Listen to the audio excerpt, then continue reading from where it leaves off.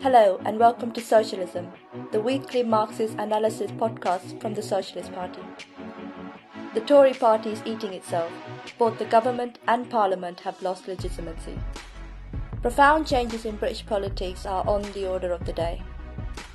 The vote to leave the capitalist EU could finally ruin the main party of British capitalism and austerity. The opportunities are huge, yet the Blairites, Liberals and others are sabotaging them.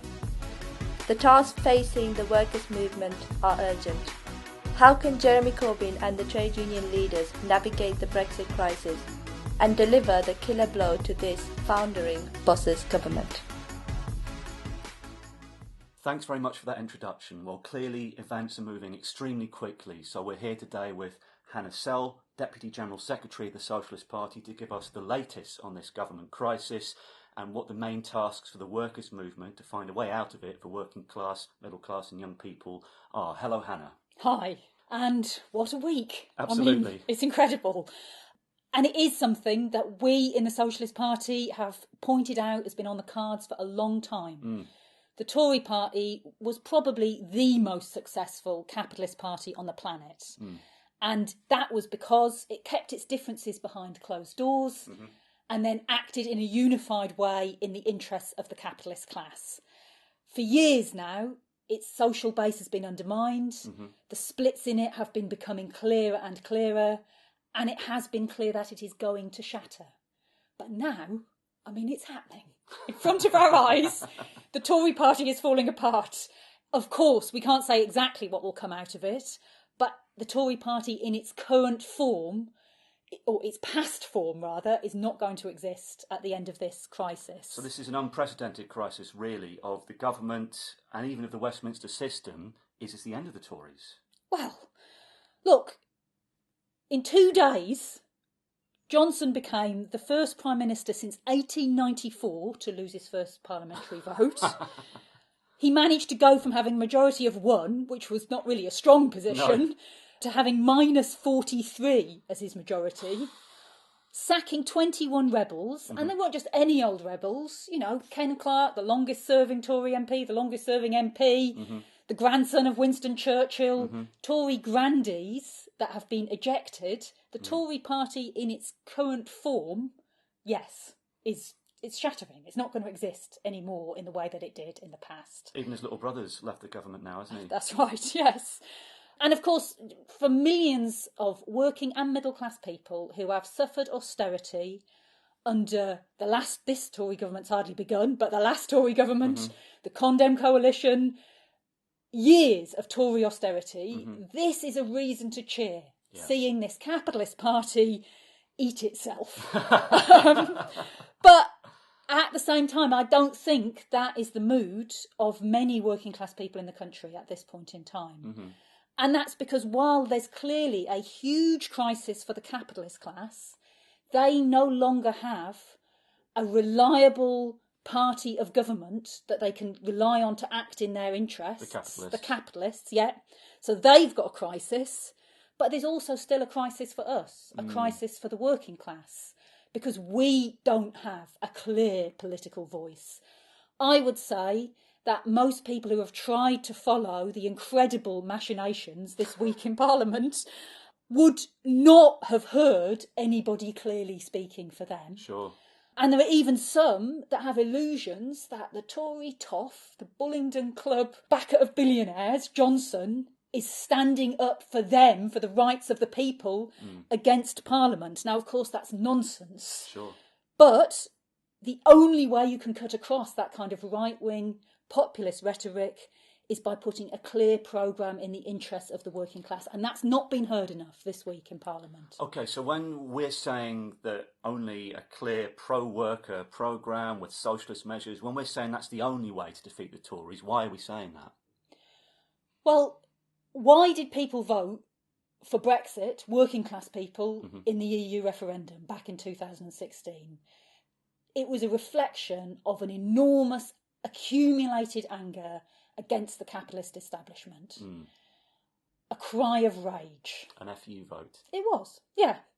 And they were right to be angry. Sure. Right against the institutions of the EU that implement privatisation, anti-worker policies, but also against the Tory government, against the reality of what they faced in their everyday lives. So people are angry and they want an alternative that is in their interests.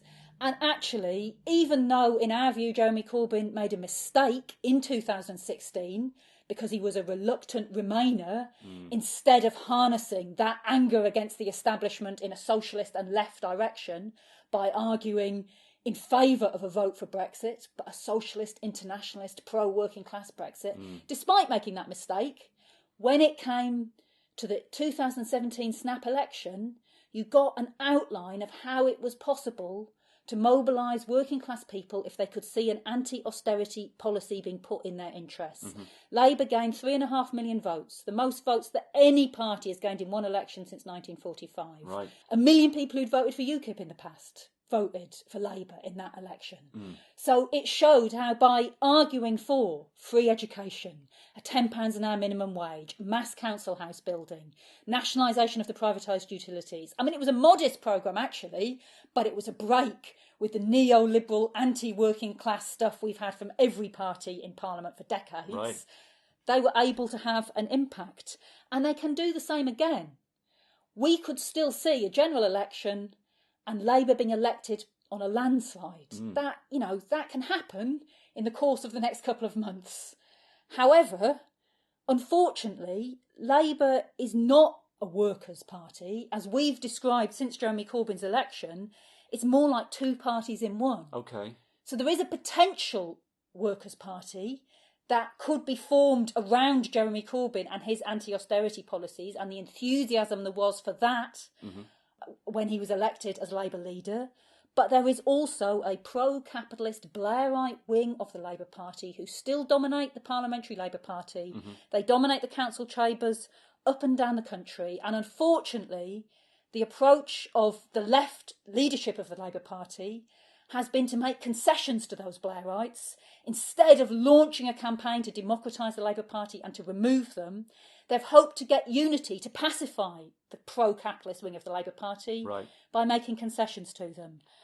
And the inevitable result of that is a muffling, at best, of Corbyn's anti-austerity policies.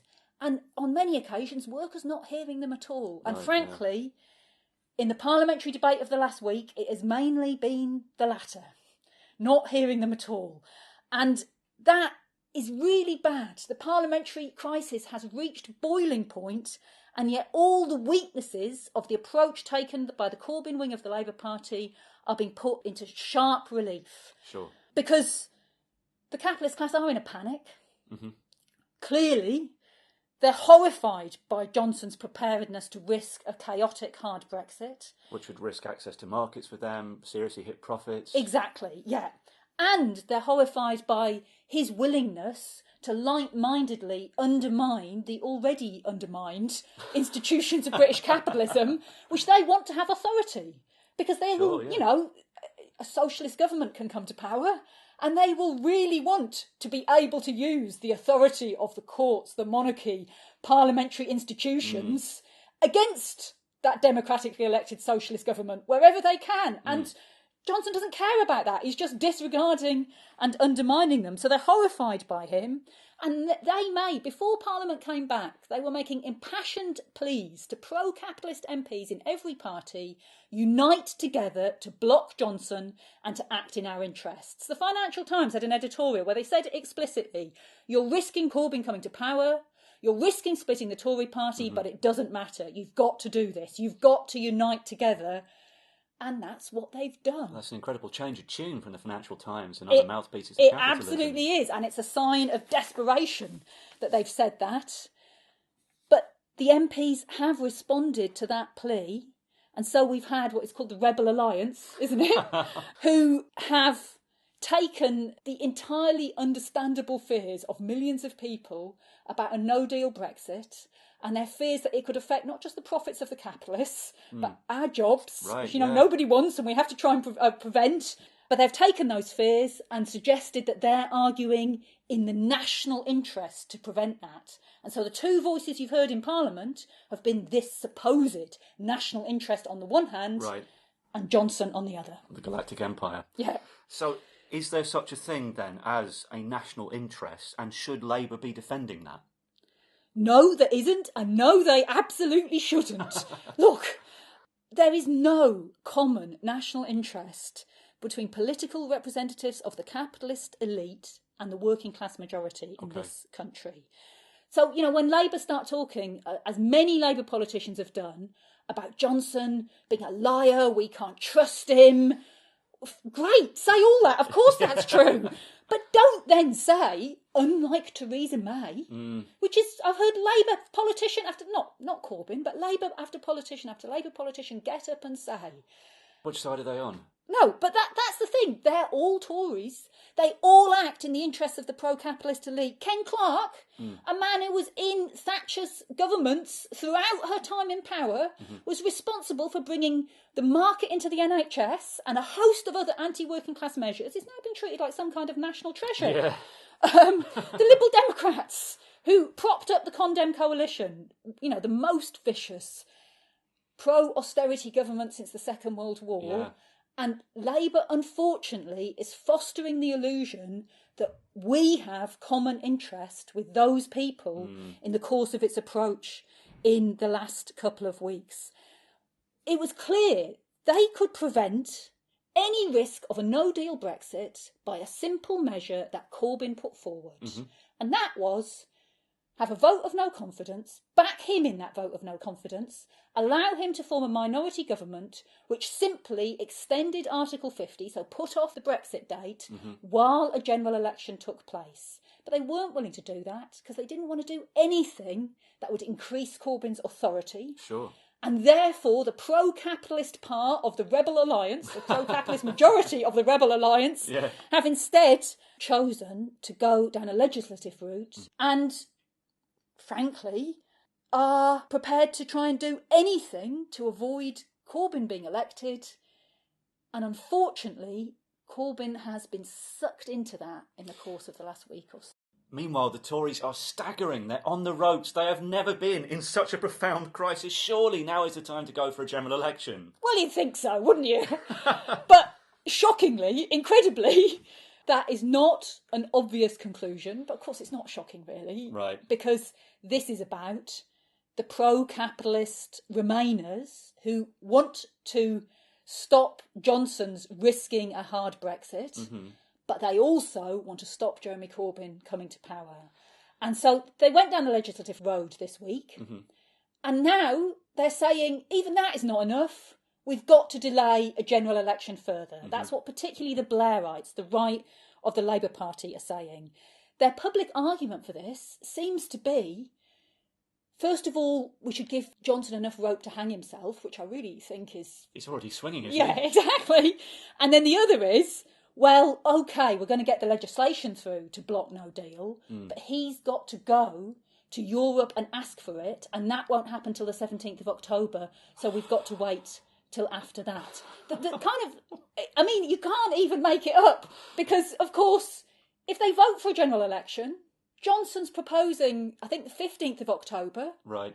Labour should go all out to win it, and then they should say, we'll take charge of the negotiations. For sure, yeah. He was even saying, wasn't he, at one point, we will make this election about which negotiating team goes to Brussels in October. Well, surely you want your negotiating team to go. Yeah, and they argue that, no, we should wait. Lying behind that are two factors. Okay. With some, it's the idea Labour can't win an election.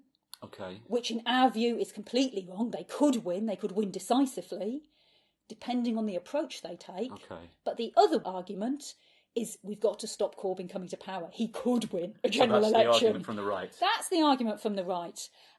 For them, they've got a real problem. The only way out of a general election is some form of national government. You mean like a grand coalition across party lines? Exactly, yes.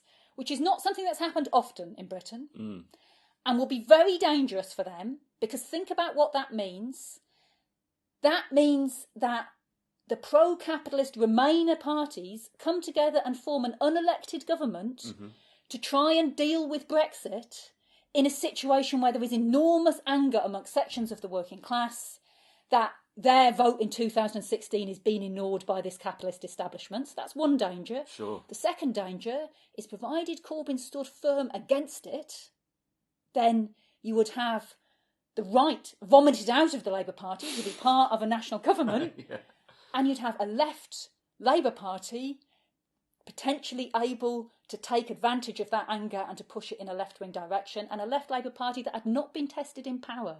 Previously, like in 31, when the capitalist class have gone down the road of a national government, they've done it after working class people feel that Labour has failed in power. But this is a different situation. So it's a very dangerous road for the capitalist class, that.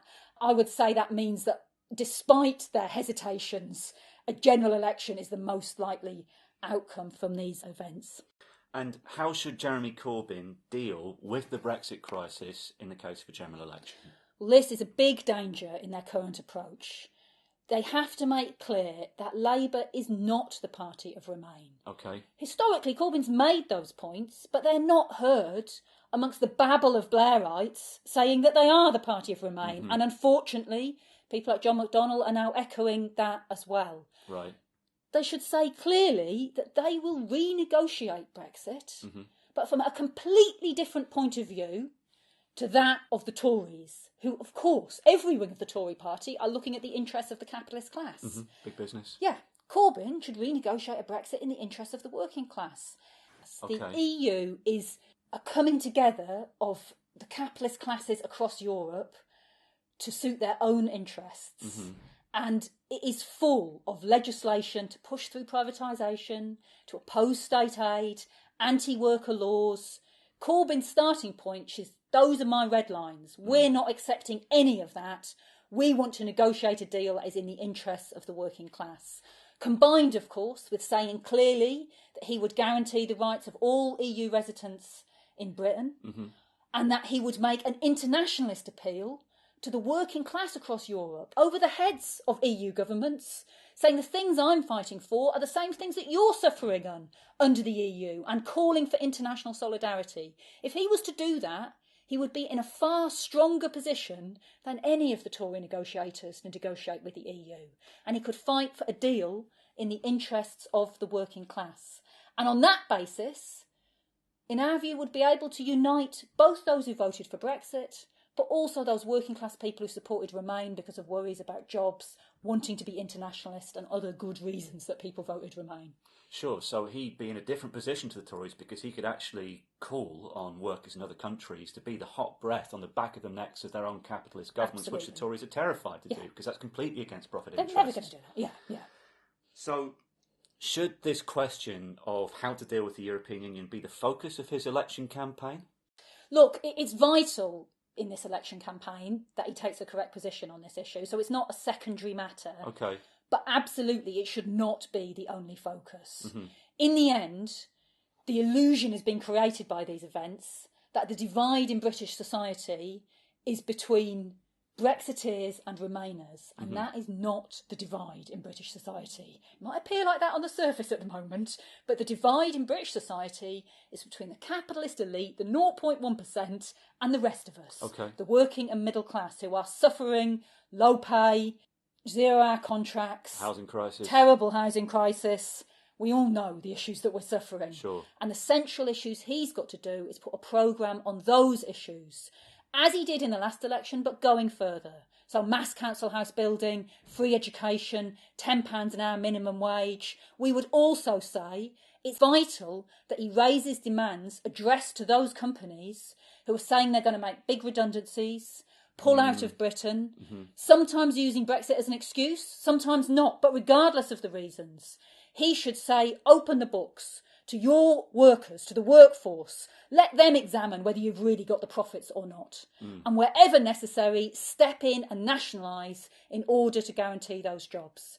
And to develop, in many cases, socially useful products that those plants are producing. So, for example, with the car industry, you wouldn't necessarily keep producing more petrol engines, but you shouldn't lose the jobs. You should keep the plants open, and you should find work that's socially useful for those car plants to do. Which, of course, are measures which the EU is barring. Absolutely, and you should make that clear. So the things are linked together, but you should raise those kind of demands. We would also say that it's necessary to go further in terms of clear socialist measures. What does that mean? Well, look, we've got a little glimpse of the lengths that the capitalist class will go to prevent a Jeremy Corbyn-led government, even though his programme is modest. You know, frankly, on paper, it's less radical than right-wing Labour leaders like Neil Kinnock in the 1980s when I first got involved in politics.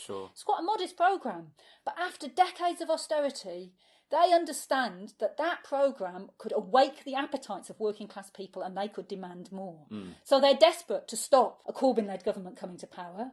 Once it's in power, they will do everything possible to sabotage it. That will mean using the pro-capitalist wing of the Labour Party, so that's one problem that's got to be dealt with. But it will also mean all the other measures of economic sabotage that they would try and take. Like we've seen in Venezuela. Absolutely, like we've seen in Venezuela, like we saw in Greece. And therefore, the question of nationalisation of not every company, but the major corporations and banks under democratic working class control that dominate about 80% of the economy. That's the only way to decisively break the power of the capitalist class, stop them carrying out economic sabotage, and be able to begin to implement a programme that's really for the many and not the few. Of course, as Venezuela certainly showed, it showed many things. I don't want to get into Venezuela. You can't do that in one country. But Jeremy Corbyn could make a good start, backed up by working class people in Britain, and there will be huge enthusiasm for that kind of policy when people saw what it meant in terms of their jobs, their homes, their pensions, their education. And that would then spread like wildfire around the rest of Europe, but also the rest of the world. So when you say backed up by working class people, you're talking about trade union action in defence of these things. Now, the TUC is about to meet for its annual conference, isn't that right? What are the tasks which the TUC should be putting to trade unionists, the 6 million trade unionists in this country? I mean, look, this is urgent. In this febrile political situation, it's very difficult to work out exactly what's going to happen. But the tasks of the workers' movement are absolutely crystal clear. Like I said at the beginning, at this point, no clear working class voice is being heard, either in Parliament or outside Parliament. That urgently has to change. That's the battle to demand a general election, to get the Tories out and to get Corbyn in on a socialist programme, combining that with democratising the Labour Party to be able to democratically remove the pro-capitalist elements of the Labour Party. And the TUC shouldn't just be passing policy, they should be organising action. As a first step, naming the day for a mass demonstration, to be followed, if necessary, by strike action. But if they were to do that and to mobilise for it seriously around a programme in the interests of the working class majority, then it would get enormous support and would change the political situation. Thanks very much, Hannah. No problem. Hi, I'm Scott Jones. I'm here with Ian Patson. We're both members of the Socialist editorial team, and we're here as every week to discuss some of the big news stories, campaigns, trade union issues going on at the moment. So what have you got for this week, Ian? Boris Johnson has promised extra money and pay rises for teachers. Has he really? You're right to question it. Nikki Downs, a member of the National Education Union's executive committee, she's been writing in The Socialist this week in a personal capacity, and she's really exposed that this is just electioneering by Boris Johnson. It wasn't even included in his spending announcements, because alongside this supposed extra money, Boris is going to be cutting teaching assistants. There's no money in the budgets for the supposed pay rises. He's expanding academy privatisation and a thought of more areas for privatisation in schools as well. And he's given teachers supposed extra powers, which, according to the teaching unions, isn't going to do anything to deal with pupil behaviour. We say that the NEU, the National Education Union, and the other education unions, like they did in the last general election, when a general election is called, they have to make education key issue. Right, OK. What else have you got for us? As we know, the climate strikes are coming up on the 20th of September. Lots of unions around the country are doing things to make sure the climate strikes are a big success.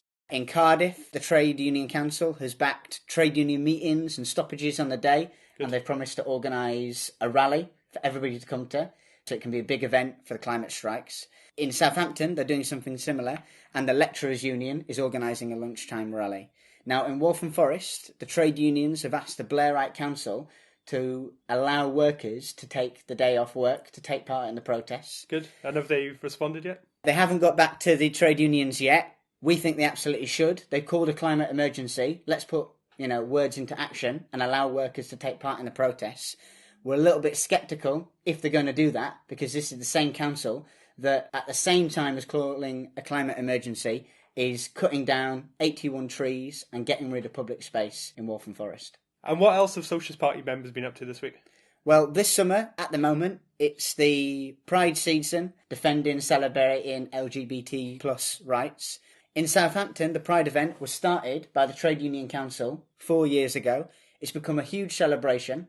But when the Socialist Party was there recently, we met a lot of people that wanted the event to be more political. Obviously, LGBT plus people are at the forefront of suffering the Tory cuts, from the housing crisis with homelessness, as well as facing discrimination and harassment. A lot of that was unfortunately missing from this year's Pride in Southampton. Despite being set up by the trade unions, it's become the big businesses that sponsor the event are central, but trade unions that actually stand up for LGBT plus rights are sidelined. And this September, the football season's back in full swing, but for one club, sadly, it's over already, isn't it? Exactly. Bury Football Club have been expelled from the Football League, which is absolutely scandalous. Even more scandalous, their previous owner has said that their players are lucky to get half their wages as a loan from their union. Terrible. And that he'd never even heard of the football club before taking it over. Just more examples that we need to reclaim the game and kick big business out of football. Working class fans that love football know that it becomes very difficult to afford the tickets or the TV packages to see your team. It's harder to play football. 700 grassroots pitches have closed since the beginning of the economic crisis. We want something different. That's why we say the club shouldn't be owned by the charlatans like ruined Bury Football Club. The club should be owned and democratically run by supporters, unions representing the players and other workers in football, and the local community. Starting this weekend is the Trade Union Congress, which is the body that organises all the trade unions in Britain. The annual meeting of that body is starting in Brighton on Sunday, and it couldn't be taking place at a more crucial or important time. At that Congress, there will be a rally by the National Shop Stewards Network, which is a rank-and-file body of militant trade unionists supported by some of the national trade unions. And we're saying that the labour and trade union movement must put a stamp on these events, expose the pro-boss and big business agenda of Boris Johnson. Workers who voted to leave the EU did so precisely because they wanted to send a message of protest against decades of governments carrying out the boss's austerity and privatisation agenda, which Boris Johnson and the Tories represent. And the most crucial thing is to get them out of power, to kick them out of government. And one of the things that we're calling for on Sunday at the rally is for the TUC and the unions to name a date for a union-led mass demonstration to bring this government down, end austerity, and of course elect a Corbyn-led government with socialist policies. We want to say to everyone listening to this, come to the rally, march together and of course strike if necessary to get rid of all the Tories, as well as linking all the disputes taking place in retail, where Wilko's workers are about to take action, as the workers have been protesting, the members of the UCU who are balloting over pensions, civil servants who are taking strike action in the PCS union up and down the country. And leaders of some of these unions are going to be speaking at the event, such as Len McCluskey, the Unite General Secretary, and Amy Murphy, USDOP President and Socialist Party member, as well as workers involved in these disputes and struggles. It's on Sunday, the 8th of September, 1 p.m. at the Holiday Inn, Kings Road, Brighton, and see shopstewards.net for more. Sounds like a really important event. We're both going to be there. Hope to see you there too. If you agree with the policies and actions the Socialist Party is fighting for, we need you. Join our fight for a winning strategy in the labour and trade union movement. Join the Socialist Party now. Send us your details at socialistparty.org.uk/join. If you live outside England and Wales and want to join the fight for socialism in your country, contact the Committee for Workers International by visiting socialistworld.net. Socialism the podcast has no wealthy backers. We survive thanks to the financial support of ordinary working class and young people, and we're proud of the political independence that gives us. If you like what you hear, help us take the fight to big business. You can make a regular donation or a one-off payment at socialistparty.org.uk/donate. We also want you to send us recordings from picket lines and campaigns, and reports of your activity. And we want your questions, comments and ideas for future episodes. Email socialismpodcast@socialistparty.org.uk. Help us spread the word by giving us a 5-star review and subscribe so you don't miss out. Don't forget to recommend us to your co-workers and friends. Socialism is produced by the Socialist Party. This week we heard from Hannah Sell speaking to James Ivans, along with Ian Patterson and Scott Jones, and me, Isay Priya. Till next time, solidarity.